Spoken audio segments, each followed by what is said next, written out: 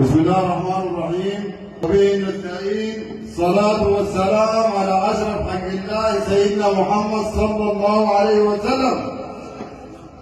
جميع الشعب السوداني وباسم المملكة الجعلية وباسم أحفاد المكي جميعا لا يعرفون من يمثلون مجلس شورى الجعلية ولا